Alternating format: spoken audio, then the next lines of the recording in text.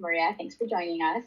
Would love to hear about what content strategy at Handshake looked like before you arrived. That's a good question. It actually didn't really exist until I arrived. So I'm the first content strategist on our product team. So I sit with 5 designers and a user researcher. And our product services 3-sided marketplace consisting of students, employers, and EDU partners. And so as the first content strategist, there's so much opportunity to create impact. So I kind of feel like a kid in a candy store, but also like I'm constantly drinking from the fire hose. And prioritization and I are super, super tight. And I'm currently focused on the student experience and then also the overall marketplace experience. So I get to be in the weeds as a UX writer, but also do kind of higher level systems and processes to help up-level our content company-wide, even among non-writers, which includes kind of keeping my ear to the ground and really thinking about what are the areas of opportunity for education. So been doing lunch and learns on sort of the why behind some of the content decisions we make, because everyone writes and everyone has opinions, but how do we make an objective, informed content decision that really puts our users first and checks our own personal bias? And then also putting together a lot of strategic resources that make it easier for teams to self-serve when I'm working on higher priority issues. What were some of the challenges when you got to Handshake on the content side? Honestly, I think the biggest challenge was probably kind of that education part of really kind of showing people what content strategy could be. I think a lot of people had sort of preconceived notions of like, oh, isn't that just, a glorified copywriter? And really kind of teaching them how I could be a partner and how to, like, what impact a unified voice can really have for our audience. I think that's something that they just hadn't really considered at that point yet, right? We had a lot of marketing writers. We had support writers, and then a lot of our designers and, product managers were writing product copy. And one of the first projects I did with our EDU team, the product manager, after a couple of weeks, looks at me and goes, I had no idea how confusing our product actually is.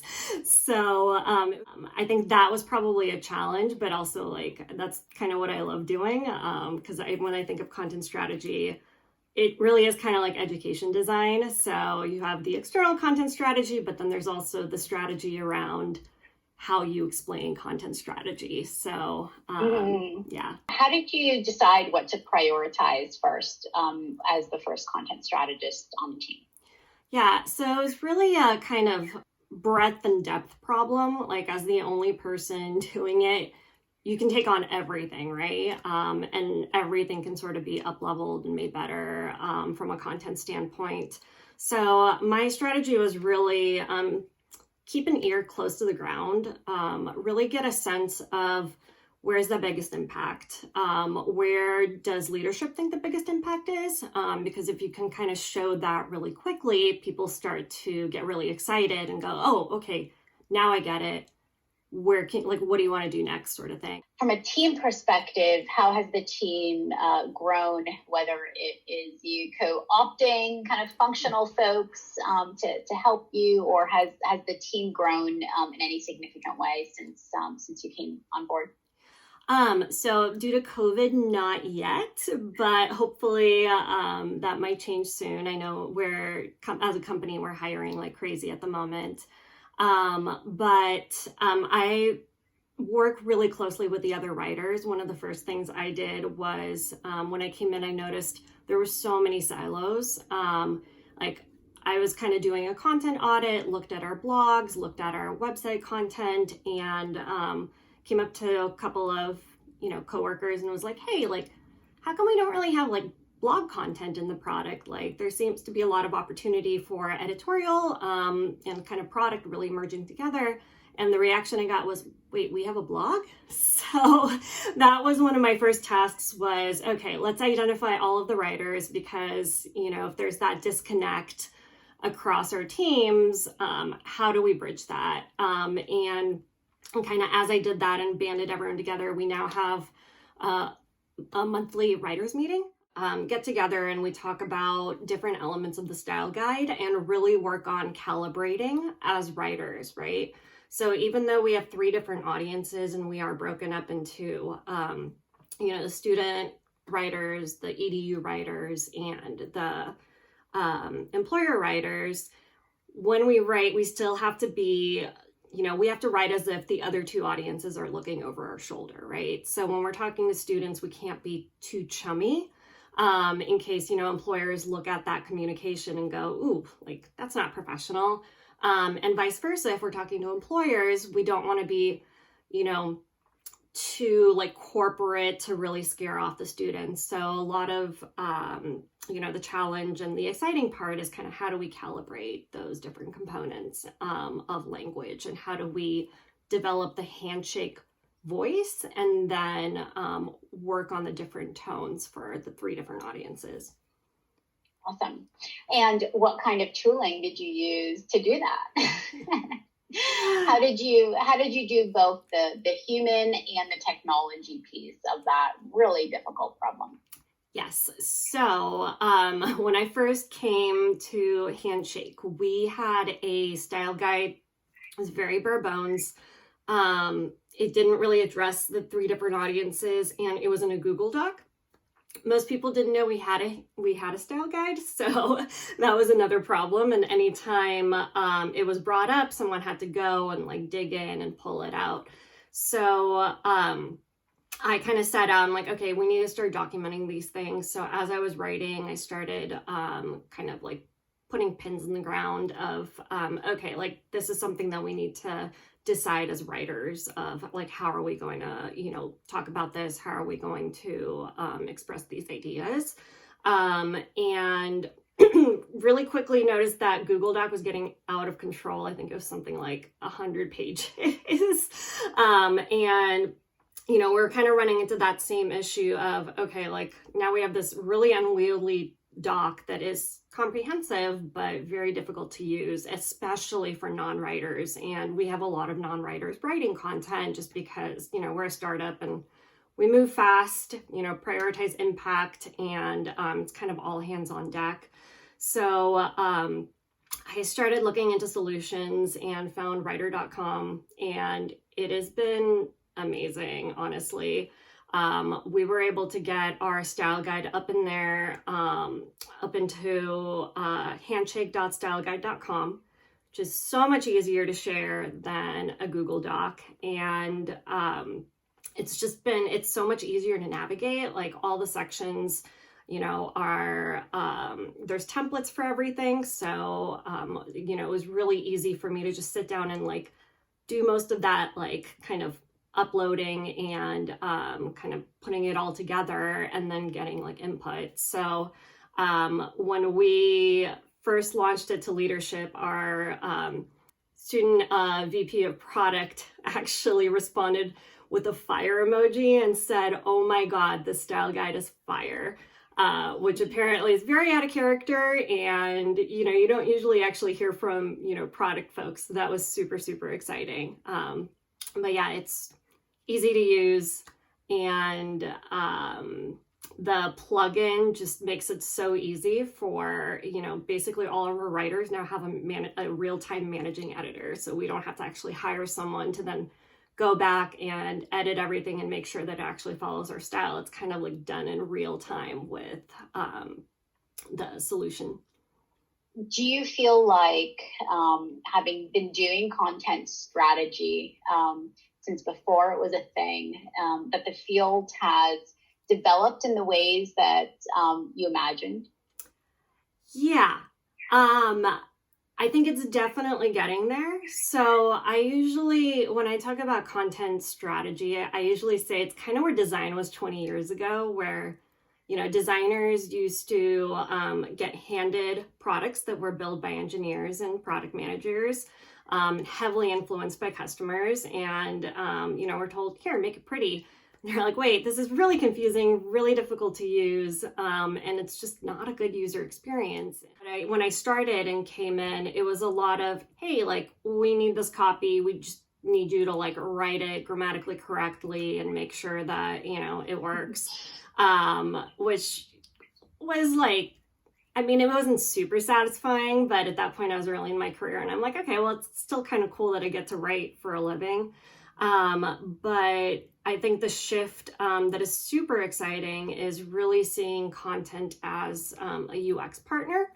And I've definitely started experiencing that, I think, in the last few years, where more and more companies are sort of realizing that how they communicate with their customer at every single point is super important, really matters, and needs to be consistent, right? So if you're going from like marketing to sales to product to support, you want to feel like that company is, you know, one entity and, you know, really giving you that seamless customer experience across every single point. Because kind of at its core, content strategy really identifies and executes on sort of what is the best way to connect with people, inform them, and then influence their behavior. And if you involve content strategists early, a lot of times they can help make sense of concepts and create taxonomies around that, organize information based on a cohesive user education strategy, and then also work with design to really harmonize language and aesthetic. And so it's no longer okay, at the very end of the conveyor belt here, like just write this is the information we want there. I find that I'm brought in very early, you know, at that, how do we even organize this? How do we talk about it stage, which is really, really exciting. You have a concept of self-serving content Yes. strategy. Well, what do you mean by that, and what are the ways in which you've made that happen? Everyone's creating content at Handshake, right? Whether it's internal, external, you know, emails, our sales team is constantly, you know, going back and forth with customers. So is our support team. And, you know, they're really just thinking about the objective and they're not thinking necessarily about the different content elements that go into it. That's my job. And a lot of, you know, I can't be in all places at once, right? I can't proofread and, you know, rewrite every single email that goes out. I can't, you know, look at every support ticket. But I've started sort of looking at the different patterns that we're seeing, you know, looking at areas of confusion internally, and, you know, making sure everything's reflected in our style guide, but then also putting together resources that I can then share out with those teams that are sort of like a final checklist, right? Like, are you using contractions? Like, and then why do we use contractions? Sort of giving them that background. Are you using like X, Y, and Z terminology over like ABC? You know, and the reasoning behind that. And so I was putting together kind of one pagers to share out. And then with writer.com, it's been a godsend because basically I don't have to do that. I can just get them to install the plugin and they have like a built-in editor. So I basically kind of get to clone myself, which is really nice and super convenient for a lot of that editing work.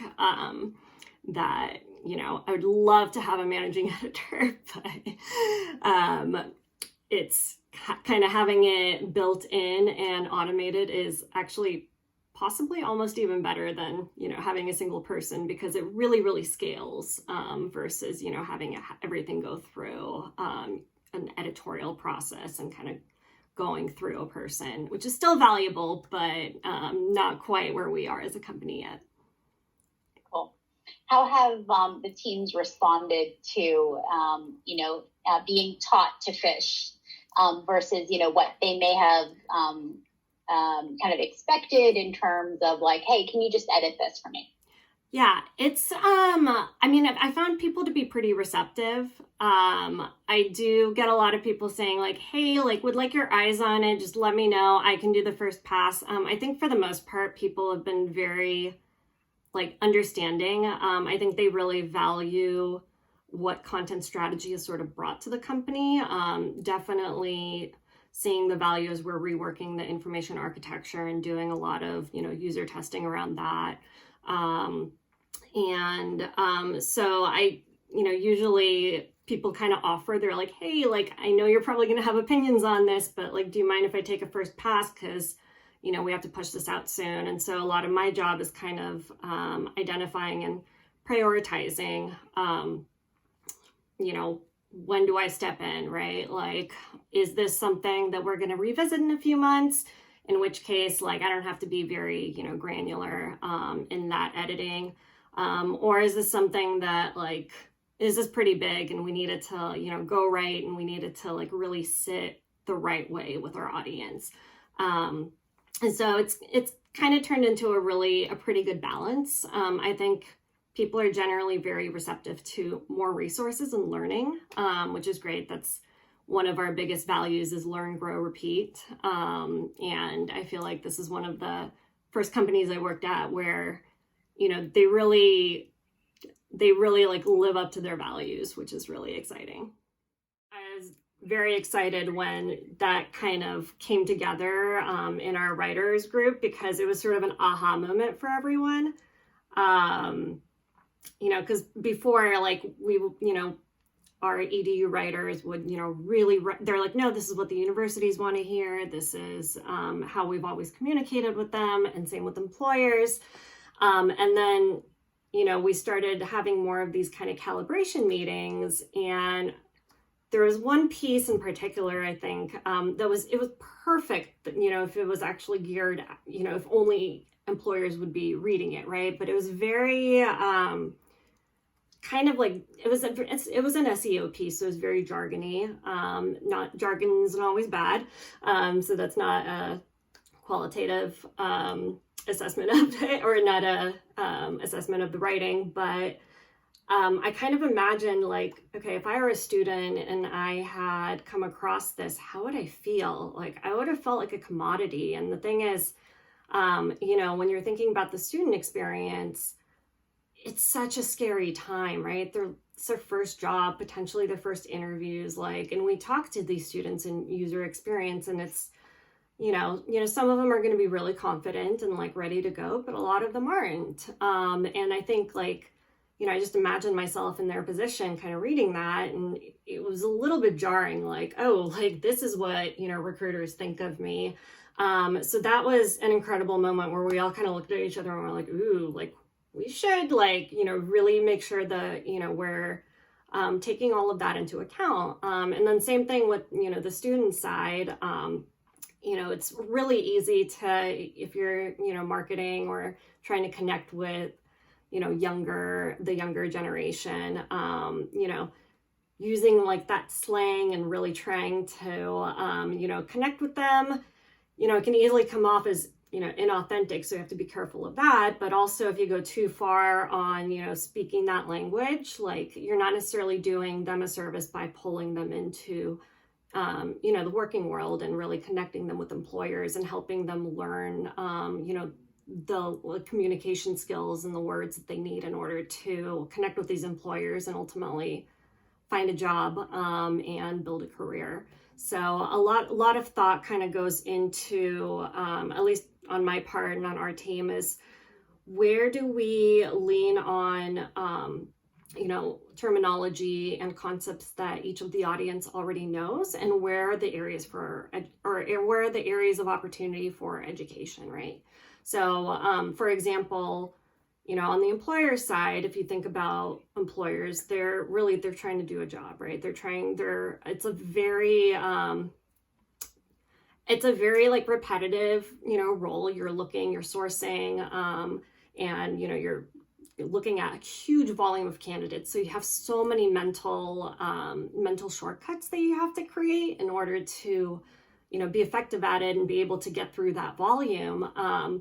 So there's a lot of like industry standard for, how they categorize candidates or, applicants and like various parts of the application process. But so that's something that, like, we probably shouldn't touch because, especially if we, integrate with their applicant tracking systems, there's potentially a lot of room for confusion and kind of disconnect once they go into our product. And so that's an example of, okay, we should really play to those strengths. We really need to make sure we're mindful of that language and we keep it in place, and then you can't recreate the wheel on that language. Exactly. That's the industry. Yeah. So anything that's industry standard, that what are those pillars that we really need to work around, right? Do you have an example of a word? The word declined on the employer side. When they say declined, that means that the candidate declined the offer, and then rejected means that the candidate is no longer a candidate, that they were rejected from the process, which that's the industry standard, right? That's the way that recruiters talk about it, and it's kind of the same company to company. And then I think at some point before I was at Handshake, I think the team was like, rejected sounds kind of harsh. Why don't we say that decline means a student declined the offer, which makes a lot of sense in a vacuum. It's okay, decline the offer. But then when you actually, put it together in this marketplace, and, if you use decline on the student side to mean one thing and decline on the employer side to mean something else, then you run into all of these issues internally of, people mixing the two up. It doesn't mean the same thing, potentially accidentally writing the wrong, definition on one side of the product versus the other. So things like that, where it's okay, so maybe changing the word isn't the right solution. Maybe the right solution is either, thinking about how do we just not even use that word? What is the crux of what we're trying to communicate? Basically how do we sort of navigate making sure that, we're not completely messing with an industry and with what our users know, but we are still being sensitive in kind of connecting them to our other users.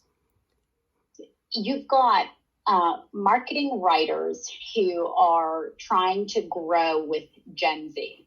And then you've got a product that is really preparing them for the workplace. So from a language perspective, how have you drawn that line of, when is it okay to kind of sound like we're, in TikTok comments? And when is it not okay?